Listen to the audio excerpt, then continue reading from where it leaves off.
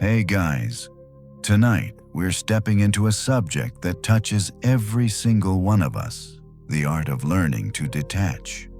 Have you ever gone to bed completely exhausted? Not because of the work you've finished, but because of the invisible weight you've been carrying all day. The unspoken expectations of your boss, the disappointment of a family member, or the anger of a friend all pressing down on you as if their emotions had been stitched into your skin. That hidden weight is real, and it quietly steals your peace. And then there's the quiet exhaustion, the drama you didn't start, the stress you didn't choose, the expectations you never agreed to but somehow feel chained by. You lie awake asking, "Why am I so tired? Why do I feel so heavy?" The truth is simple but powerful. You're carrying burdens that were never yours. The ancient reminder. You forgot centuries ago. The Stoic teacher Epictetus whispered a truth so simple it could fit in the palm of your hand. Some things are up to us, and some things are not. If you let that truth take root, you'll never be crushed again by burdens that were never yours to carry. What if you could still love, still care, still show up for people, but do it without drowning in their storms? What if you could finally stand steady while others sway? That's the power of Stoic detachment, not coldness, but clarity, not abandonment, but freedom. Tonight, we're going to walk into that freedom step by step. We're not just talking about detachment as an idea, we're practicing it. Together we'll explore how to detach from stress, drama, and expectations. Not with coldness, but with clarity. You'll discover how to stand steady when the world shakes, how to breathe easier when the noise grows loud, and how to protect your inner peace without losing your compassion. So, before you get comfortable, take a moment to like the video and subscribe, but only if you genuinely enjoy what I do here. Now, dim the lights, and let's ease into tonight's journey together. The burden that isn't yours. We often think exhaustion comes only from long hours at work, sleepless nights, or endless responsibilities. But there's another kind of exhaustion, quieter and far more dangerous. It comes from carrying what doesn't belong to you, other people's expectations, disappointments, and emotions. Picture this. You walk into a room feeling light, but the moment you see someone frowning, your mind races. Did I do something wrong? Why are they upset? How can I fix this in an instant? You've picked up a burden that wasn't yours. You've mistaken their storm for your responsibility. And just like that, your peace is gone. This is where Stoicism offers us a lifeline. Detachment, in the Stoic sense, doesn't mean abandoning others, shutting your heart, or pretending you don't care. It means knowing where you end and where another person begins. It means remembering that your soul cannot survive if it is dragged along by every emotional tide around you. You can still care deeply. You can still love fiercely, but you no longer lose yourself in someone else's battles. Lesson 1. Recognize what is not yours. Epictetus said, "Some things are up to us and some things are not." Simple words, but within them lies the unshakable foundation of inner freedom. What's truly yours? Your thoughts, your choices, your actions, your responses. What's not yours? The judgments, expectations, moods, and reactions of others. When you forget this distinction, life becomes unbearable. You work tirelessly, give everything, polish every detail, and still someone is unsatisfied. In the past, You might have blamed yourself, thinking you weren't good enough, not perfect enough. But the truth is, their dissatisfaction was never yours to carry. It was a reflection of their world, not your worth. A Stoic understands this.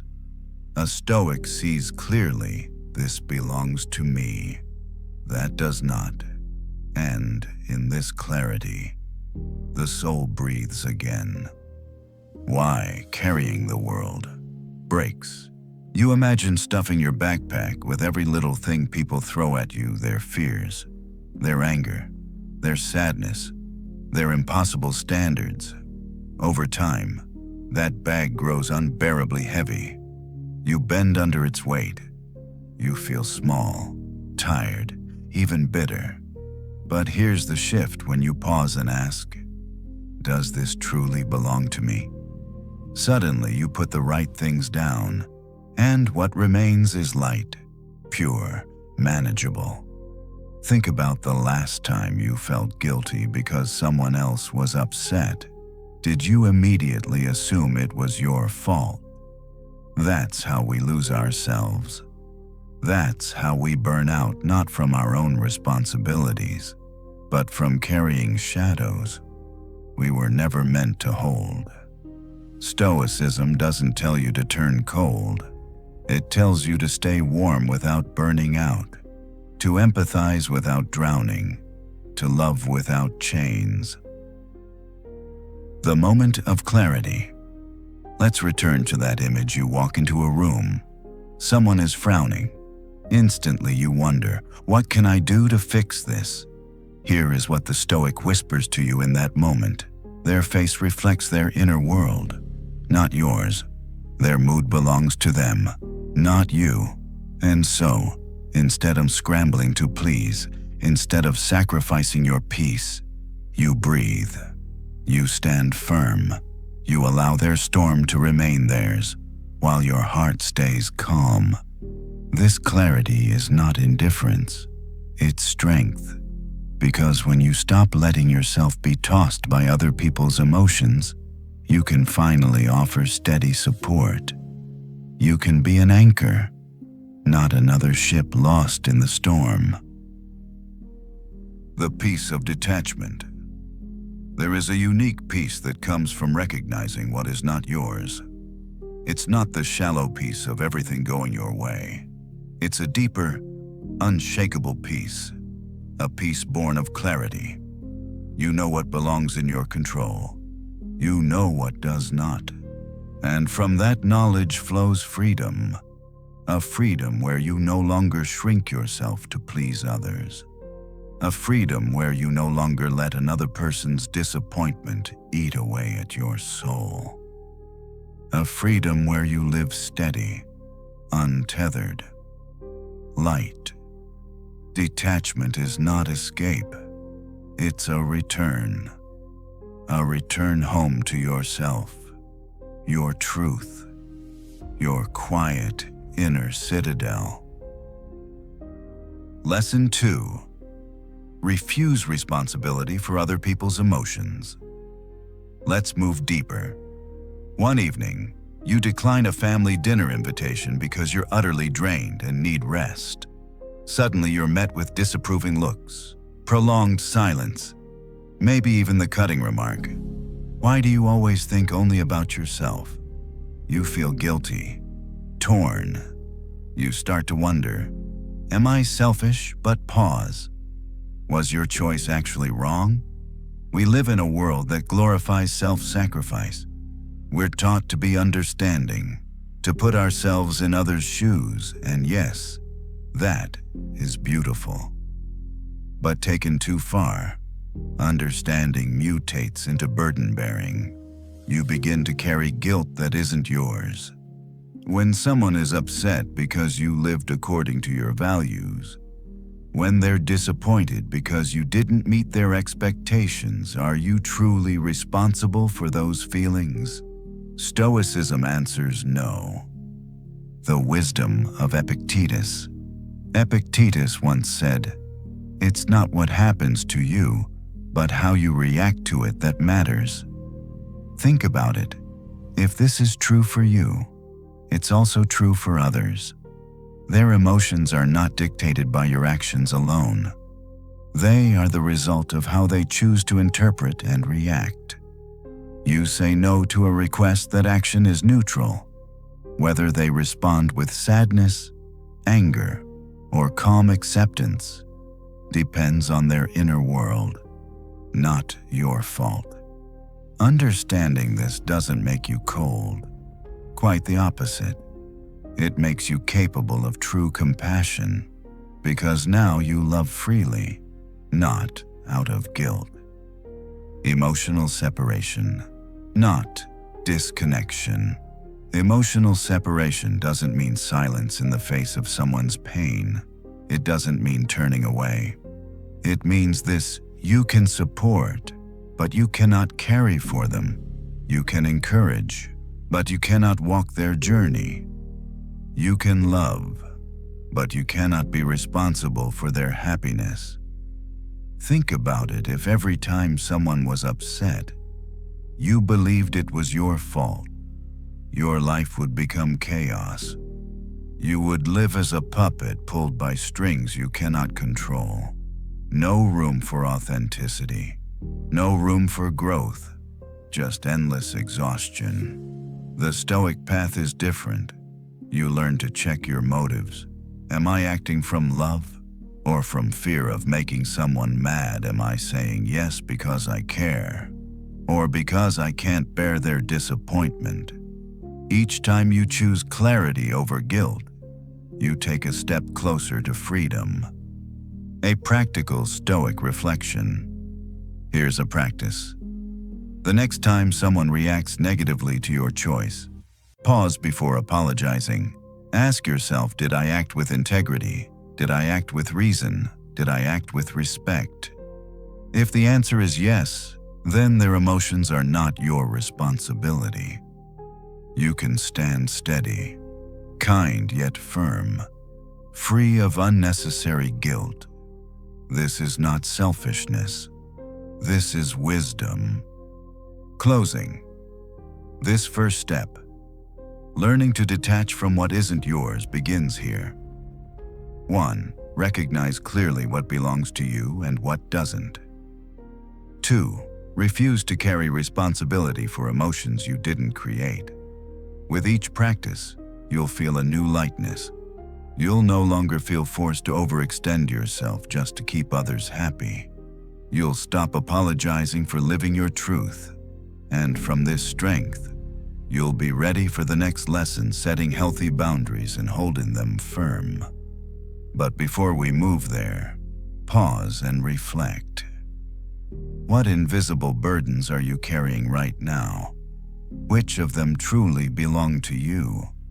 And which are weights you can finally set down? Because once you dare to put them down, you'll realize you were never meant to carry them in the first place. Lesson 3. Set healthy boundaries and hold them firm. In geography, boundaries are clear.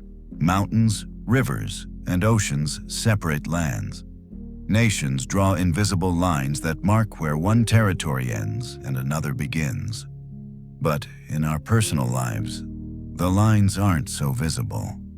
No one ever handed us a map with bold markers saying, "Here's where you end," and others begin.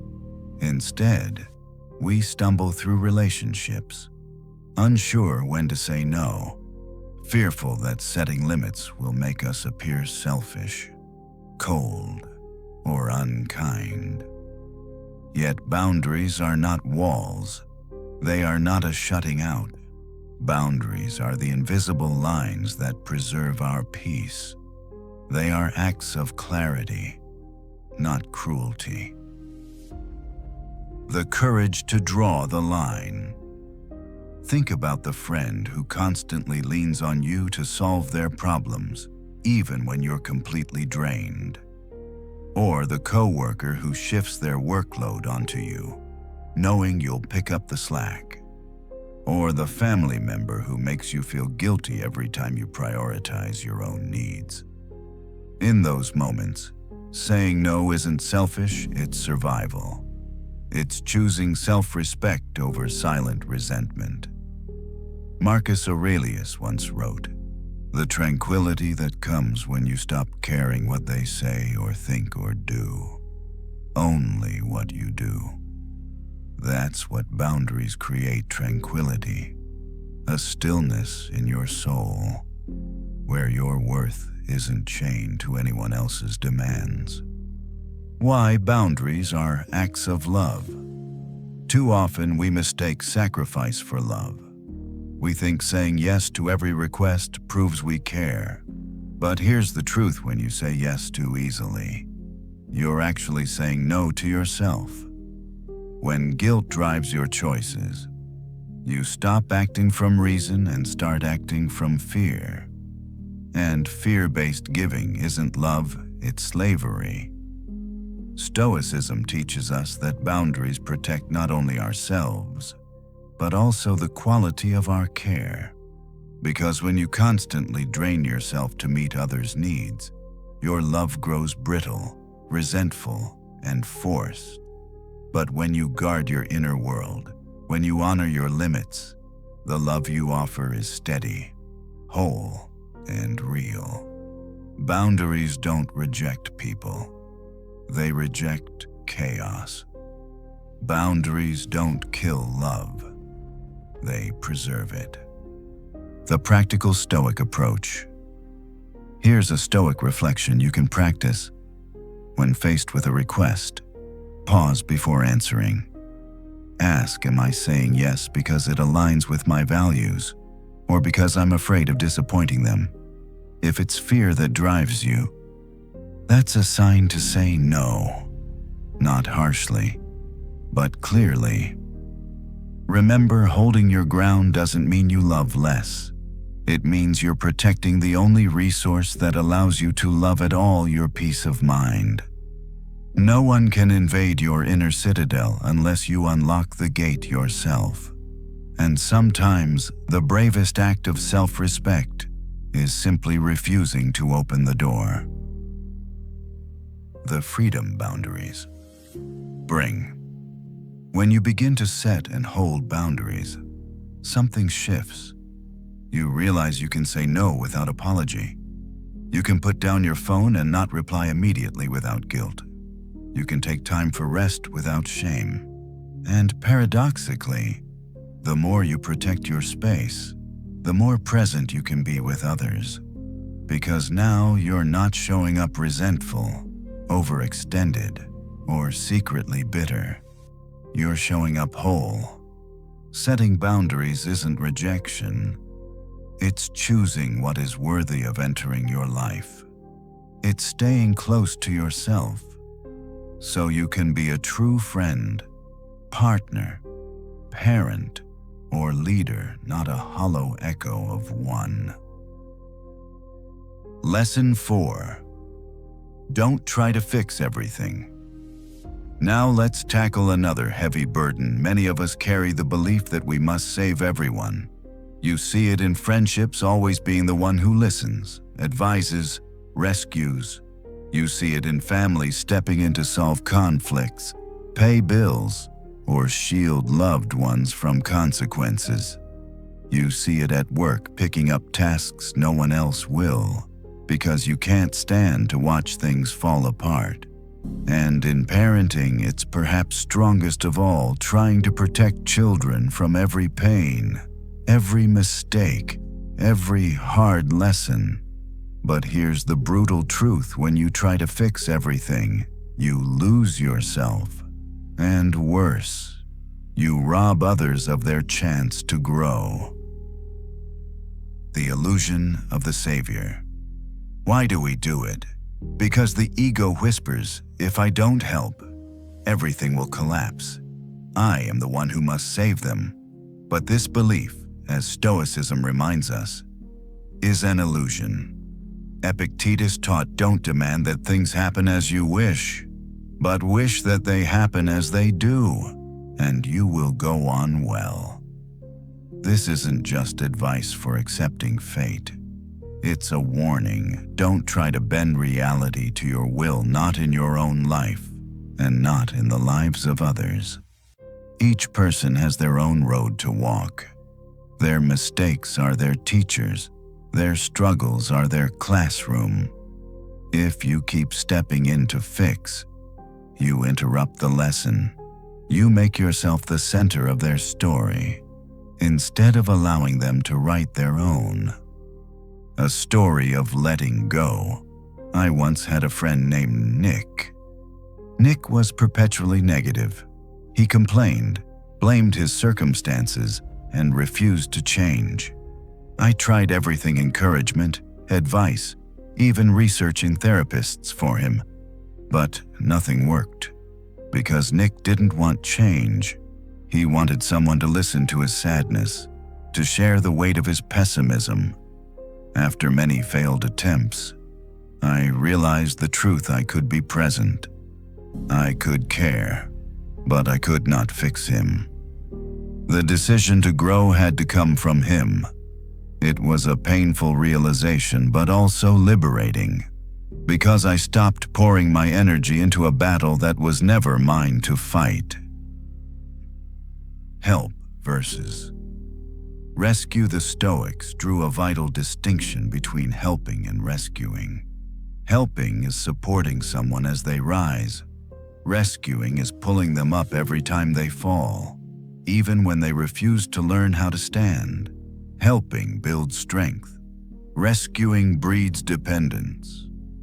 True compassion sometimes means stepping back, even when it feels harsh. Because when you constantly rescue someone, you weaken them. You deny them the chance to face consequences, to grow resilience, to learn. The wisdom of limits. Think about it. Can you live another person's life for them? Can you make their choices, bear their pain, walk their path? No, that's impossible. And yet, how often do we exhaust ourselves trying to do exactly that? How often do we take on guilt because someone else suffers, as if their suffering was proof of our failure? But the Stoic understands suffering belongs to each soul. You can share presence, you can share love, but you cannot erase another's burdens by carrying them yourself. A Stoic reflection for the rescuer. Here's a practice. The next time you feel compelled to fix someone's problem, pause. Ask yourself, am I stepping in because they asked for genuine help, or because I can't tolerate seeing them struggle? Am I giving them tools to grow, or am I taking away their chance to learn? If your answer leans toward rescuing, step back, not out of indifference, but out of respect for them and for your own peace. The liberation of letting go. There is a strange paradox here. When you stop trying to fix everyone, you don't become less compassionate, you become more, because your love is no longer tangled with control. Your support is no longer rooted in fear. You're no longer trying to orchestrate lives that aren't yours. Instead, you become steady, and from that steadiness, you can truly help when someone is ready to rise. You open the door, but they must walk through it. You light the lamp, but they must decide where to look. That is the Stoic way. We've now covered two essential truths. One, boundaries preserve peace. They protect love from becoming resentment. 2, you are not the savior. Let others walk their path, face their lessons, grow from their own struggles. Together, these truths free you from the endless cycle of guilt and over-responsibility. They return you to a place of balance where your compassion is steady, your presence is strong, and your heart is no longer chained to storms that don't belong to you. In the next part, we'll go deeper into another heavy weight. We must release the guilt of not being able to help. Because learning to accept our limits is not a failure, it is wisdom. Lesson 5. Accept that not being able to help is part of life. Imagine a devoted child, watching a beloved parent age and weaken. No matter how hard they try researching treatments, hovering with care, sacrificing their own health, they cannot turn back the clock. Or picture a parent who poured their life into raising a child, only to watch that child stumble into reckless choices, ignoring every word of advice. Or think of a loyal friend, heart aching as they watch someone they love spiral into destructive habits. What rises strongest in these moments? Guilt, a gnawing, merciless guilt. I should have done more. I should have saved them. I wasn't enough. But Stoicism asks us to stop, to breathe, to remember a truth as liberating as it is painful. We were not born to carry the weight of everyone's suffering. The futility of endless guilt. Look closely at guilt. It feels noble, doesn't it? As though torturing yourself somehow proves your love. But guilt solves nothing. You cannot resurrect youth in your parents' bodies. You cannot walk your children's lives for them. You cannot step inside another person's soul and rewire their choices.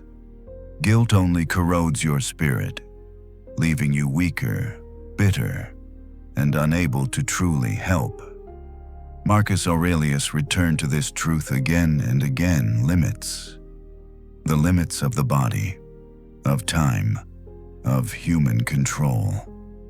We forget those limits because our hearts burn with love, but when love turns into ownership of someone else's fate, it stops being love. It becomes an illusion of control. The Stoic clarity. Instead of carrying what you can't control, the Stoic asks one question: is this within my power? If the answer is yes, act with all your strength. Do everything that lies within reason and virtue. But if the answer is no, let go. This letting go is not indifference. It's respect for reality, for their autonomy, for your own peace. It's a recognition that every soul must walk its own road, and that sometimes the most loving act is simply to stand beside, steady and compassionate, while they learn their lessons. Limits as wisdom, not weakness. Our culture glorifies fixing, rescuing, saving, but wisdom lies in knowing when you cannot. The teacher cannot learn for the student. The parent cannot live for the child. The friend cannot make choices for another. You can offer presence, guidance, encouragement, but you cannot walk their path. This truth hurts. It feels like powerlessness, but in reality, it is freedom. Because once you stop fighting the battles that aren't yours, your soul becomes lighter, calmer, more capable of love. A practice for release. Tonight, when you find yourself haunted by someone else's pain, ask yourself, can I act? Is this within my power? If yes, do it fully. If no, release the guilt. Release doesn't mean abandonment. It means granting them dignity. The dignity of living their own life, making their own mistakes, learning in their own time. That is not neglect. That is the highest respect for their freedom. And once you learn to accept this truth, something paradoxical happens. You actually become more helpful. Because now your love isn't poisoned by guilt or desperation. It becomes steady, unconditional, free. Lesson 6. Focus on inner peace, not outer approval from childhood. We are trained to live for the nod of approval, gold stars on assignments, applause from parents, smiles of teachers, praise from bosses. Over time, our worth becomes shackled to one thing: what others think of us. We begin to dance to their applause and crumble under their silence.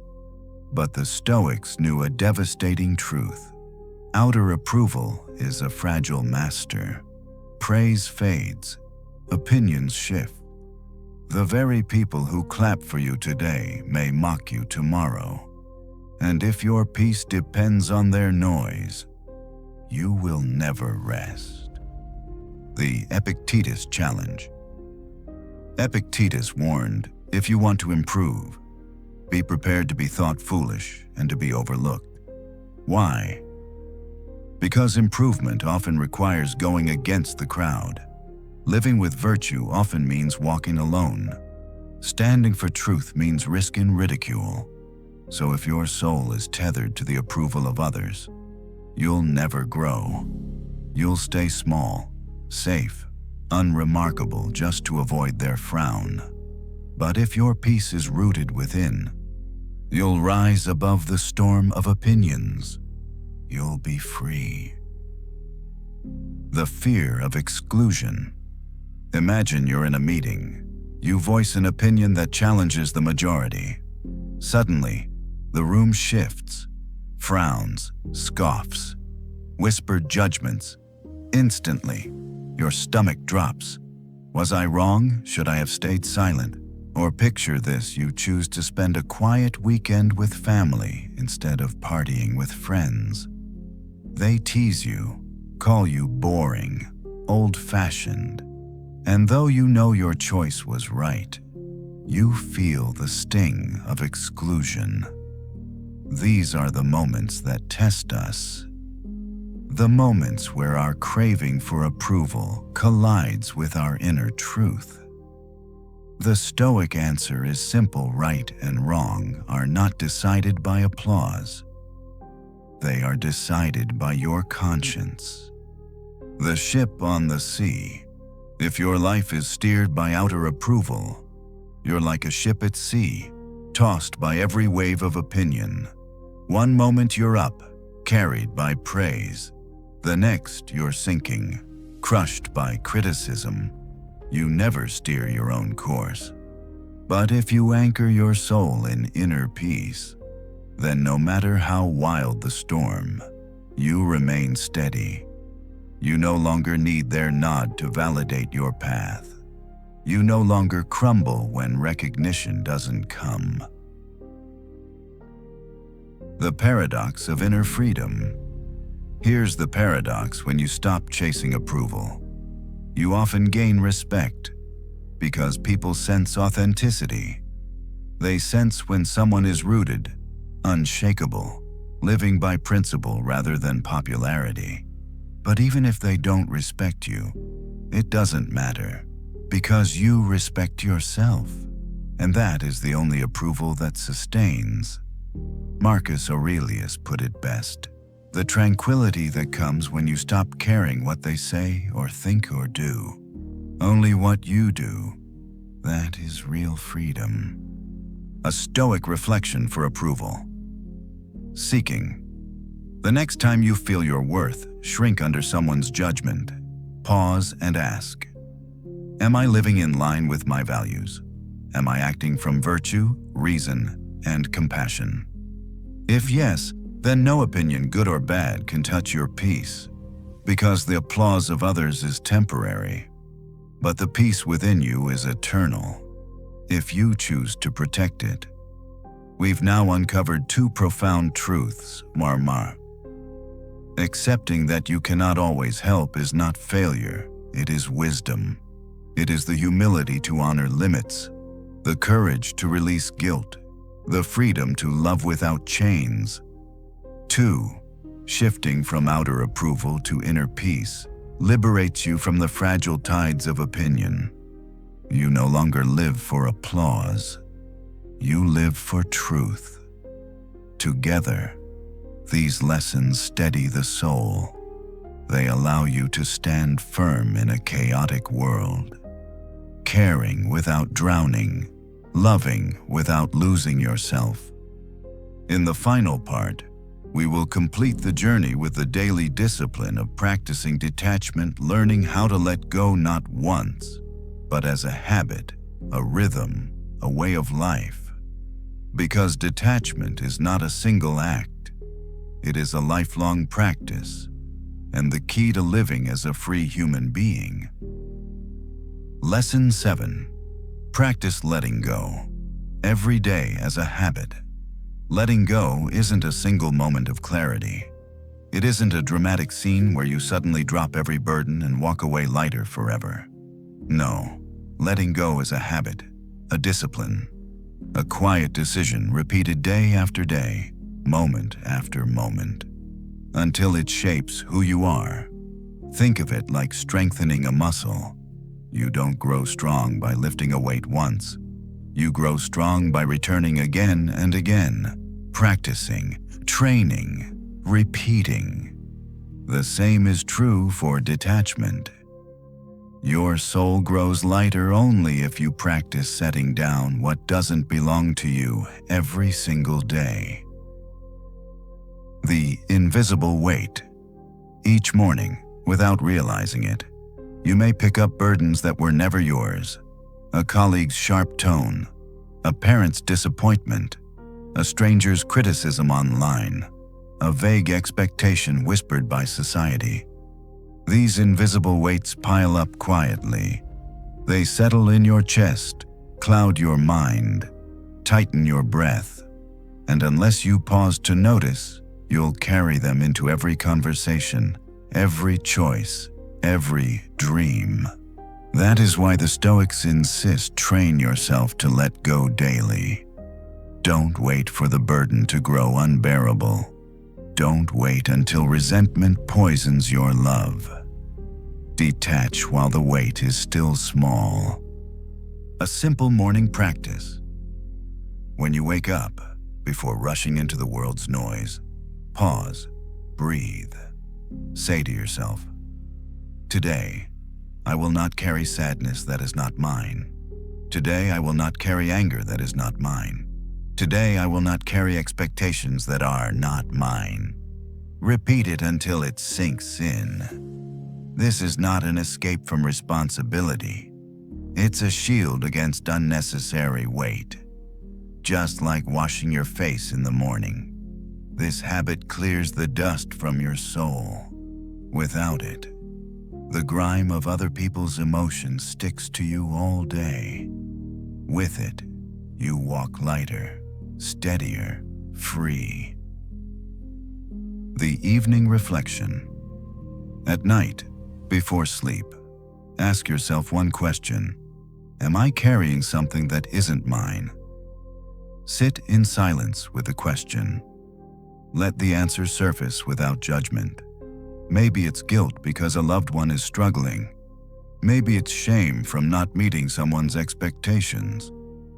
Maybe it's anger borrowed from someone else's disappointment. Once you see it clearly, release it. Remind yourself this is not mine. I return it. Do this daily, and slowly your heart learns the rhythm of freedom. You stop being dragged into every storm. You stop drowning in every wave. Instead, you remain steady, standing on your own ground. Why letting go is growth, not failure. Many people resist detachment because they fear it looks like failure. They think if I stop carrying this, I'm abandoning them. If I let go, I'm being selfish. But Stoicism flips the script. Letting go is not weakness, it's wisdom. It's the recognition that you cannot hold the entire world on your shoulders without breaking. It's the humility to accept limits and the courage to protect your inner peace. When you release what was never yours, you are not failing others, you are respecting them, respecting their autonomy, their freedom, their responsibility. You are saying, I will walk beside you, but I will not live your life for you. That is not selfishness. That is love in its purest form. The power of daily disciplined detachment must be practiced like a craft. One refusal each day to pick up a burden that isn't yours. One moment of silence when gossip tries to drag you in. One deep breath when criticism tries to define you. One small release when guilt whispers you haven't done enough. Every act of release is a victory. Every moment of clarity builds the fortress of your soul. And, over time, what once felt heavy becomes unshakable lightness. Detachment is not a grand gesture. It's a rhythm, a way of walking through the world, a daily art of choosing freedom over chains. The Stoic instinct. If you practice long enough, letting go becomes instinct. The way you brush dirt from your clothes without thinking. The way you shut a door to keep out the wind. You'll catch yourself before you drown in someone else's storm. You'll pause before you carry a guilt that doesn't belong to you. You'll smile and return the weight, walking forward lighter, freer, stronger. That is the instinct of the true Stoic. Calm in chaos, steady under pressure, light amidst the weight of expectations. Bringing it all together. Over this journey, we've uncovered 7 truths for detaching from what's not yours to carry. 1. Recognize what is not yours. 2. Refuse responsibility for other people's emotions. 3. Set healthy boundaries and hold them firm. 4. Don't try to fix everything. You're not the savior. 5. Accept that not being able to help is part of life. 6. Focus on inner peace, not outer approval. 7. Practice letting go every day as a habit.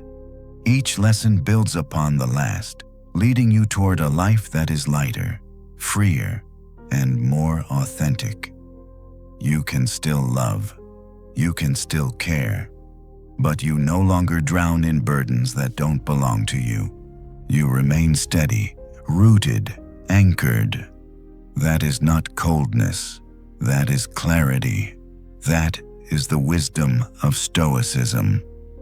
And now, as we close, I want you to slow down with me. Dim the lights if you can. Breathe deeply, slowly. In through the nose, out through the mouth. Let your shoulders relax. Let your jaw unclench. Feel the heaviness of the day slip away. Remember this: you were never meant to carry the whole world. You were never meant to hold every disappointment, every storm, every weight. Life gave you enough: your thoughts, your choices, your actions, your responses. That is yours. That is enough. If tonight's journey gave you clarity, don't let it stop here. Carry one lesson forward into tomorrow. Practice it. Write it down. Live it. Detachment only becomes real when you choose it. Again and again. You don't need to fight them. You don't need to hold them. You only need to let them go. As you rest tonight, whisper to yourself, I carry only what is mine. I release the rest. And with that truth, may your sleep be deeper, your breath steadier, your heart lighter, because you are free. And tomorrow, you will wake not chained by the weight of others, but grounded in your own peace. Good night, sweet dreams.